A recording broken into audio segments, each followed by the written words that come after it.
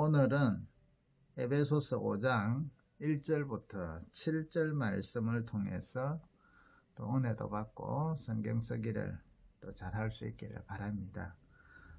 이 에베소라는 도시의 특징이 우상숭배가 심했대 있죠. 또 주술이나 이런 마술이 심했고, 그러다 보니까 음란함과 도덕적으로 윤리적으로 아주 부도덕한 또 도시였습니다. 자, 이런 도시 가운데서 그리스도인들이 그곳에 동화되지 아니하고 어떻게 살아갈 것인가?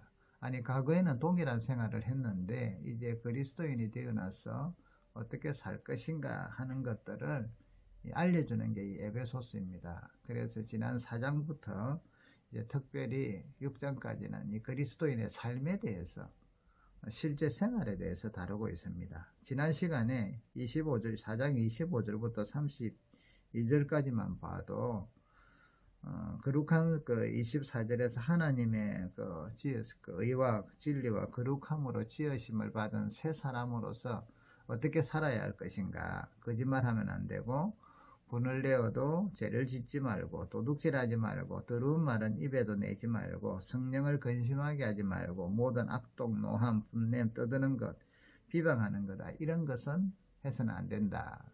자, 그러면 이 32절에 보면 친절하고 서로 불쌍히 여기고 서로 용서해라, 이렇게 살아라 했죠. 자, 그러므로 그래서 이제 우리가 이 그리스도인이 이렇게 살아야 되는데 한 번 더 이야기합니다.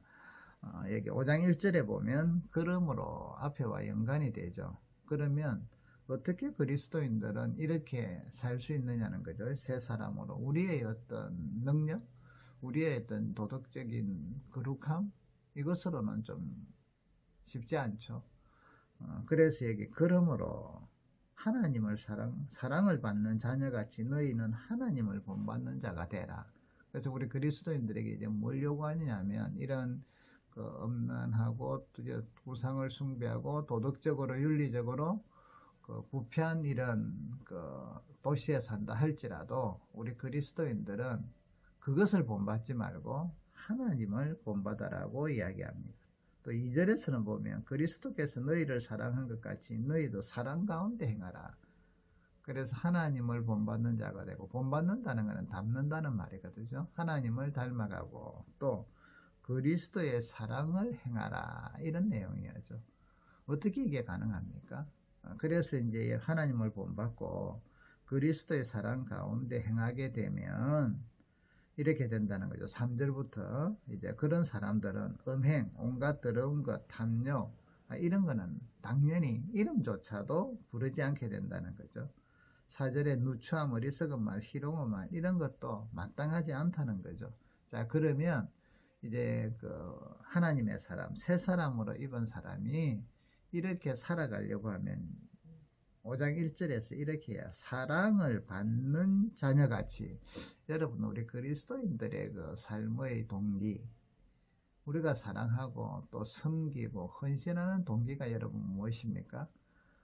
이것은 바로 구원의 조건도 아니고, 또 하나님은 약속하셔서 천국에 가면 또 그만큼 상금도 받지만 그보다 더한 동기가 무엇이냐면 하나님의 사랑을 깨닫기 때문에 그렇죠. 우리가 하나님의 사랑을 깨닫게 되면 어떤 것들도 기쁨을 할 수가 있죠. 즐거움을 할 수가 있죠. 그래서 여기 보면 사랑을 받는 자녀같이 너희는 하나님을 본받는 자가 되라. 그래서 여러분, 우리 또 2절에서는 보면 그리스도께서 너희를 사랑하신 것 같이 너희도 사랑하라. 그는 우리를 위하여 자신을 버리사 향기로운 제물과 희생제물로 하나님께 드렸다. 자, 그리스도와 같이 사랑하되 먼저 그리스도께서 우리를 사랑한 것을 먼저 깨달아라는 것이죠. 그래서 여러분, 우리 기독교 신앙의 본질은요, 하나님이 우리를 사랑하는 것을 얼마나 아는가, 이게 제일 중요한 겁니다. 하나님을 알고, 자, 이 하나님을 아는 데는 그분의 사랑도 알고 그분의 존재도 알고, 그래서 우리가 하나님의 사랑을 알고 그 사랑을 알기 때문에 그분을 사랑하는 것이 우리 신앙생활의 본질입니다. 자, 하나님의 사랑을 알면 알수록 그분을 사랑하는 모습으로서 헌신도 나오고 희생도 나오고 수고도 나오고 이렇게 되는 거죠. 나중에는 순교까지도 두려워하지 않는다는 것이죠. 하나님의 그 사랑. 그래서 여러분, 우리의 신앙의 관건은요, 내가 하나님의 사랑을 얼마나 아느냐, 또 그래서 그 결과 내가 하나님을 얼마나 사랑하는 삶을 사느냐, 이 하나님을 사랑하는 삶이 세상 속에서 이웃들에게 나타난다는 거죠. 이게 우리 신앙의 본질입니다. 자, 그렇기 때문에 오늘 5장 1절에서도 하나님을 본받는 것은, 하나님을 닮아가는 것은 그냥 나도 하나님을 닮아가야지 하고 우리가 도덕적인 높은 수준을 정해놓고 달려가는 이 개념으로는 우리가 해낼 수가 없죠. 그래서 하나님의 사랑을 먼저 깨달으라는 거죠. 하나님의 사랑을 받는 자녀. 이 사랑을 알면 알수록 닮아가게 되죠. 아버지를 닮아가게 되고, 또 그리스도께서 우리를 향한 그 사랑을 알면 알수록 우리도 그리스도의 그 사랑을 본받아 사랑 가운데서 행하게 된다는 거죠. 자, 이렇게 삶을 살게 될 때 이런 성도가 3절에 보면 당연히 어떻게 하겠어요? 어지러운 세상 가운데 살지만 온 주변이 때로는 음행으로 그냥 음행이 문화화된다 하더라도 우리는 음행을 안 한다는 거죠. 온갖 더러운 것과 탐욕 이런 건 안 하죠. 이름조차도 부르지 말라고 합니다. 여러분, 이거는 아이고 안 하면 더 좋다가 아니라 명령이죠. 우리 그리스도인들이 한 가지 지금 오늘날 좀 놓치고 있는 게, 하나님의 사랑으로 우리는 구원을 받아요. 그런데 그 구원받은 것들을 너무 쉽게 이제는 구원받은 사람들은 또 구원받은 열매를 맺어야 돼요. 삶을 살아야 돼요. 그런데 삶에 대해서는 구원받아서 되겠지 뭐 하는 것으로 오해를 하시는데요. 그거는 사실은 같이 가는 거예요. 구원 따로, 구원의 삶 따로 전혀 아니죠. 좋은 나무에서 나쁜 열매를 맺지 못한다 하잖아요. 사과나무라 하면 사과 열매를 맺는 게 정상이죠. 하나님의 자녀로 구원을 받았다면 구원받은 자의 열매를 맺는 것, 삶을 사는 게 정상이에요. 그런데 구원은 받았다고 하는데 구원받은 자의 삶을 살지 않는다? 그 구원을 의심해 봐야 돼요. 확인해 봐야 돼요. 왜냐하면 절대로 사과나무에서 사과가 나지 사과나무에서 딴 게 안 나거든요. 좋은 나무에서 좋은 열매를 맺는다고 하셨거든요. 그래서 이것은 우리가 따로 가는 게 아니라 같이 가는 거예요. 나는 구원받았으니까 뭐 나중에 마지막에 회개하지. 성경에 그런 게 어디 있어요? 전혀 그런 거 없어요. 하나님의 구원을 받은 사람은 구원받은 자로서 빛의 자녀로서 살아가는 거예요. 그래서 여기 보면 음행, 온갖 더러운 것, 탐욕 이런 것, 또 4절에 누추한 것, 어리석은 말이나 희롱의 말 이런 걸 하지 않는다고 이야기합니다. 자, 그러면 왜 특별히 이렇게 우리가 이런 삶을 살면 되지 않는가? 첫 번째는 하나님의 사랑을 깨닫기 때문에, 그 사랑 때문에 그런 거고요. 또 이제 5절에서는 이렇게 이야기합니다. 음행하는 자나 더러운 자나 탐하는 자 곧 우상 숭배하는 자는 그리스도와 하나님의 나라에서 기업을 얻지 못한다고 이야기합니다. 놀라운 일이에요. 성도들이 음행과 온갖 더러운 것과 탐욕을 해서는 안 되고 언급조차 안에 해서는 안 되는 이유가 여기 그 다음에 5절에서 이야기한다는 거죠. 그리스도와 하나님의 나라에서 영원한 기업을 얻지 못하기 때문에 그렇다. 이 한 이유죠. 첫 번째 이유는 하나님께서 에베소서 1장 4절에서 거룩하고 흠이 없는 존재가 되게 우리를 부르셨잖아요. 그렇기 때문에 우리는 이미 그리스도 안에서 거룩한 존재가 되었고 거룩한 삶을 살아가는 사람들입니다. 그렇기 때문에 음행과 온갖 더러운 것과 탐욕은 어울리지 않죠. 거룩한 하나님의 백성과는 어울리지 않죠. 그렇기 때문에 입에도 올리지 않는 게 정상적인 겁니다. 이게 첫 번째 이유고요. 두 번째는 오늘 5절 말씀처럼 그리스도와 하나님의 나라에서 기업을 얻지 못하기 때문에 그렇습니다. 여기 보면 탐하는 자 곧 우상 숭배하는 자라. 탐하는 자가 왜 우상 숭배자입니까?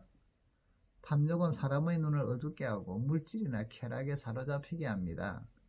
탐욕에 사로잡힌 사람은요, 하나님을 부인하게 되어 있죠. 그래서 하나님 대신 물질이나 쾌락을 숭배하게 되기 때문입니다. 결국 탐욕의 대상은 쉽게 우리의 삶의 중심을 차지하고 하나님 대신 숭배를 받게 되어 있습니다. 그래서 예수님께서도 모든 탐욕을 물리치라고 경고하셨습니다. 여러분, 탐욕에 사로잡혀 하나님을 부정하고 육체적 쾌락과 물질을 섬기며 사는 자들이 어떻게 하나님의 나라와 그리스도의 나라에서 기업을 받을 수 있겠습니까? 하나님 대신 그 탐욕 때문에 탐욕의 대상이 하나님의 자리에 앉아 있는데, 그렇기 때문에 우상 숭배자라고 말씀을 하는 겁니다. 4절에 보면 그리스도인들이 그래서 이런 걸 하면 안 되고, 이제는 그 생활에 음행, 온갖 더러운 것, 탐욕, 이런 행동을 하지 말라는 거죠. 또 4절에는 보면 누추함과 어리석은 말이나 희롱의 말이 마땅하지 않다. 자, 어느 생활도 조심하라는 거죠. 행동도 조심할 뿐 아니라 어느 생활도 조심해야 되는데, 그 어느 생활이 뭐예요? 여기 누추함이라는 건 헬라어로 아리스크로테스라는 말인데, 엄탕한 말을 말해요. 엄탐한 말들. 여기 어리석은 말이라는 거는 모롤로기아를 해갖고 이 바보들의 말이라는 그런 뜻이 있는데요. 특별히 공동체, 오늘 여기 교회 안에서 공동체를 세우는데 아주 유익함이 없는 어리석은 말을 이야기하고요. 희롱의 말이라는 거는 헬라어로 유트라펠리아라 해가지고 다른 사람을 깎아내리거나 당황하게 만드는 상스러운 농담을 이야기합니다. 그렇기 때문에 우리 그리스도인들은 말도 농담도 조심하라는 것이죠. 엄탕한 말, 어리석은 말, 상스러운 농담은 거룩한 존재로 부름받은 성도들에게 맞지 않다는 것입니다.